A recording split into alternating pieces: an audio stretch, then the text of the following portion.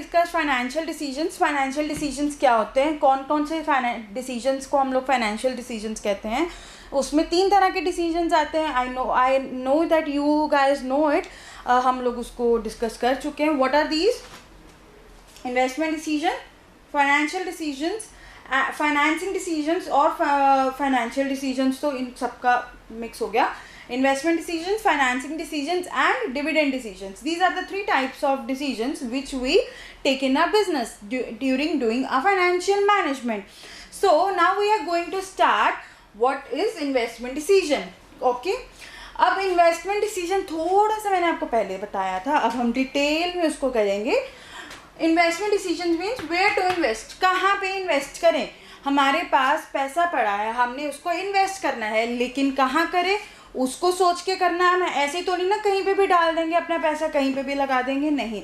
क्यों? क्योंकि पैसा बहुत ज़्यादा स्कार्स होता है, हमारे पास बहुत थोड़ा होता है. हम लोग को बहुत सोच समझ के उसको यूज़ करना चाहिए. अगर एक बार उसको यूज़ कर लिया हम या उसको इन्वेस्ट कर दिया, हम लोग बार बार उस चीज़ को ठीक नहीं कर सकते. वो पैसा अगर गलत इन्वेस्टमेंट में हमने इन्वेस्ट कर दिया, that means it is lost and your company और your business has to face a huge amount of loss which we will not face because हम बिजनेस स्टडीज़ के स्टूडेंट्स हैं, हम लोग फाइनेंशियल मैनेजमेंट सीख रहे हैं. हम लोग ऐसी गलती नहीं करेंगे कि हम पैसे कहीं पे भी डाल दें. ओके. सो इन्वेस्टमेंट डिसीजन क्या है? वेयर टू इन्वेस्ट, कहाँ पे इन्वेस्ट करें. हमारे पास जब हम कंपनी में इन्वेस्टमेंट करते हैं, हम लोग हमेशा कुछ ऑप्शंस को कंसीडर करते हैं. हमारे पास 2 या 3 ऑल्टरनेटिव्स होते हैं, हम उनको कंसीडर करते हैं, उसमें से सिलेक्शन करते हैं कौन सी एसेट में हमें इन्वेस्ट करना है.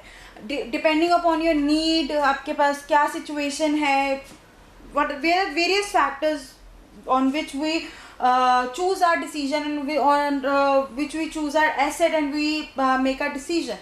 Various factors, we will discuss these factors.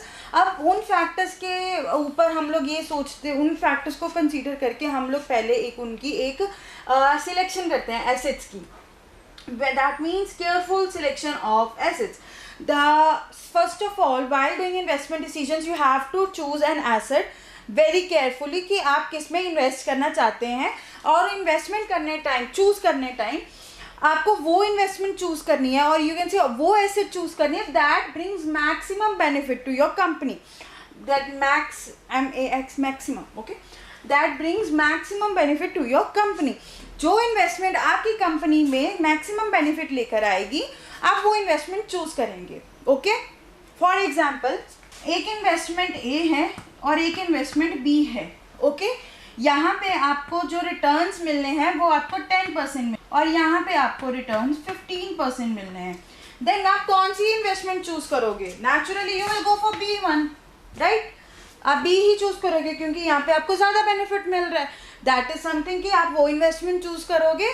क्यों चूज करोगे? क्योंकि हमें मैक्सिमम बेनिफिट चाहिए अपनी बिजनेस के लिए.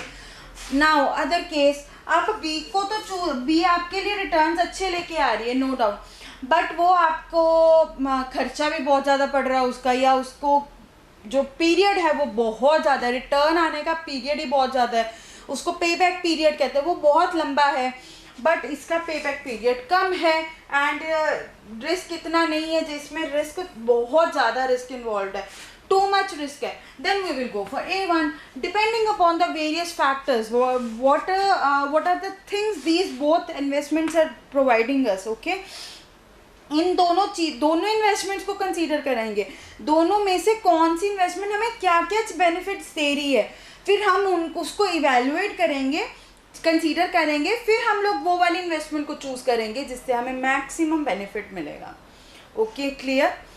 नाउ अब इन्वेस्टमेंट जो है हम 2 तरह की एसेट्स में कर सकते हैं, करंट एसेट्स में या फिक्स्ड एसेट्स में.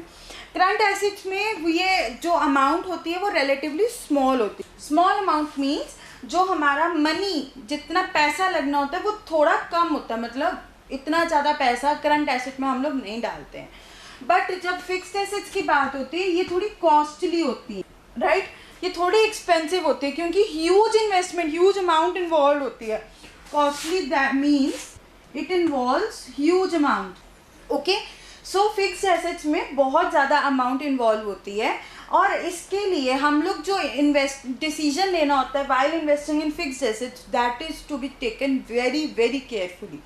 हम इसको एक बार ही ले लेंगे तो दोबारा हम इसको चेंज नहीं कर सकते, इसको रिवर्स नहीं कर सकते हैं। और जब हमने इन्वेस्टमेंट डिसीजन, जब हमने ये डिसीजन फिक्स्ड एसेट से रिलेटेड डिसीजन लेना होता है, हम इसको कैपिटल बजटिंग डिसीजन भी कहते हैं। Capital budgeting decision. Okay, clear है? मतलब जब हम लोग फिक्स्ड एसेट में फिक्स्ड एसेट से रिलेटेड डिसीजन, इन्वेस्टमेंट डिसीजन, जो हम इन्वेस्टमेंट डिसीजन फिक्स्ड एसेट से रिलेटेड लेते हैं, क्यों, और उसमें बहुत ज़्यादा अमाउंट इन्वॉल्व होती है, पूरा हमें बजट बना के करना पड़ता है, इसलिए हम उसको कैपिटल बजटिंग डिसीजन भी कहते हैं। क्लियर है यहाँ तक? सिंपली इन्वेस्टमेंट डिसीजन में हम लोग ये देखते हैं, जल्दी अपने माइंड में रिकैप करो इस चीज़ को। कहाँ इन्वेस्ट करना है, हमारे पास बहुत सारे ऑल्टरनेटिव्स अवेलेबल होते हैं, हमने उनकी केयरफुल सिलेक्शन करनी होती है एसेट्स की। हमने सिलेक्शन करते टाइम ये देखना होता है कि हम लोग को मैक्सिमम बेनिफिट मिले। जब हम ये सब चीज़ें सोच रहे होते हैं, that is our investment decision. अब इन्वेस्टमेंट करते time we have two options available, इधर we can invest in current assets और we can invest in fixed assets. Current assets में जब इन्वेस्ट करते हैं तो वो उसमें स्मॉल अमाउंट इन्वॉल्व होती है, वेयरएज जब फिक्स्ड एसेट्स में इन्वेस्ट करते हैं वो कॉस्टली होते हैं and that means huge amount involve होती है उसमें। और फिक्स्ड एसेट से रिलेटेड डिसीजंस को हम लोग कैपिटल बजटिंग डिसीजंस भी कहते हैं। This was your concept of investment decision. Now moving on to the next topic, importance of investment decision. Investment decision की क्या इम्पॉर्टेंस है हमारी बिजनेस में? ये एक तो हमें लॉन्ग टर्म ग्रोथ करता है। मतलब क्यों हमारी लॉन्ग टर्म ग्रोथ होती है?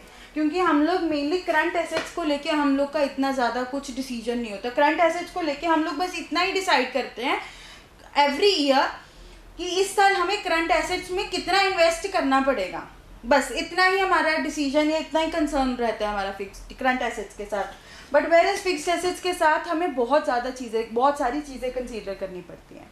ठीक है, तो फिक्स्ड एसेट्स जो हैं वो एक फिक्स्ड होती हैं, लॉन्ग टर्म चलती हैं। सही फिक्स्ड एसेट्स में, सही फिक्स्ड एसेट में अगर हमने इन्वेस्ट कर दिया तो लॉन्ग टर्म हम लोग क्या करेंगे, ग्रो करेंगे लॉन्ग रन में। Simply it helps in long term growth. Okay, अगर इन्वेस्टमेंट डिसीजन सही ले लिया तो लॉन्ग टर्म ग्रो करेंगे।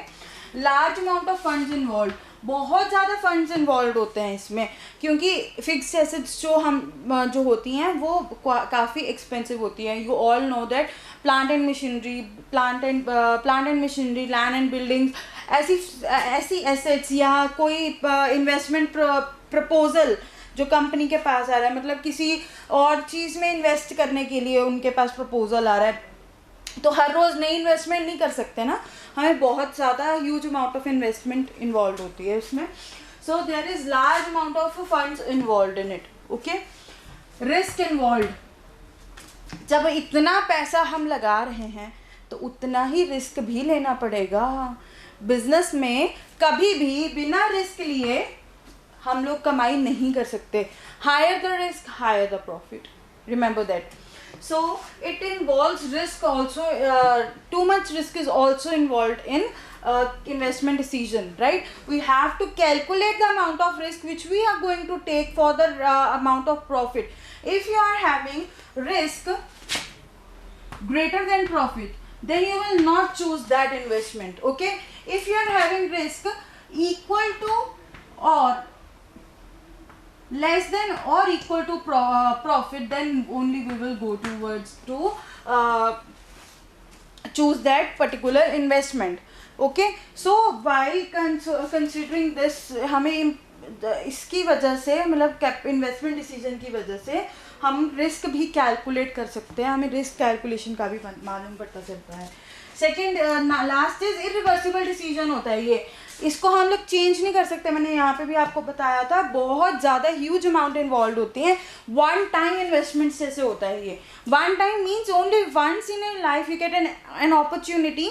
वैसे वन टाइम इन्वेस्टमेंट और होती है, वन टाइम इन्वेस्टमेंट होती है कि हम एक ही बार पैसा लगाना, उसके बाद लगाने की ज़रूरत नहीं।